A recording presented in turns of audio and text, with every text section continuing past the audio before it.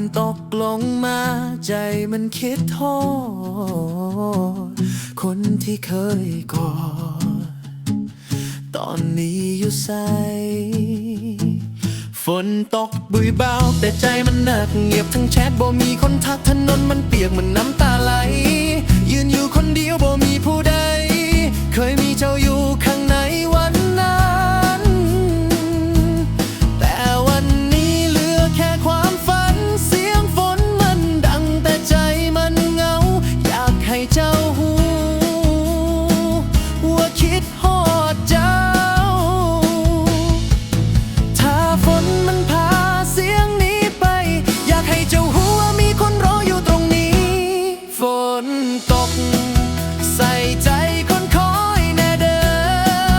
มีคนหนึ่งยังเฝ้ารอเธอบ่ได้หายไป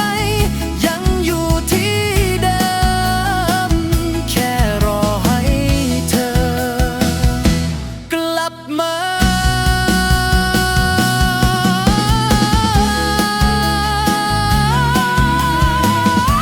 ฝนตกใส่ใจคนคอยแน่เด้อร้องซ้ำๆให้ติดหู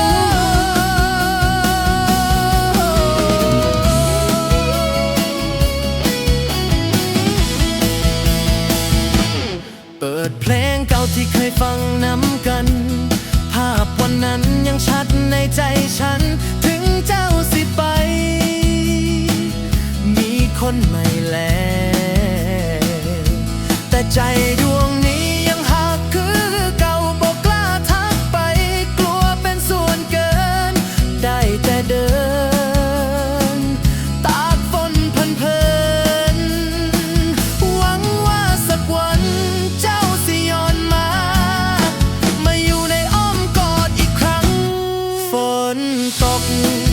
ใส่ใจคนคอยแน่เด้อมีคนหนึ่งยังเฝ้ารอเธอบ่ได้หายไปยังอยู่ที่เดิมแค่รอให้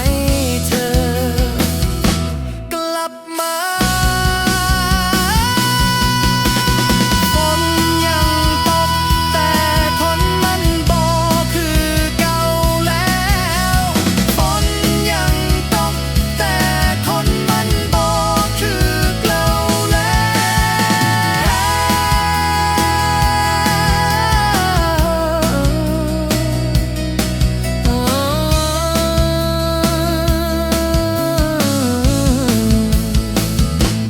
ฝนยังตก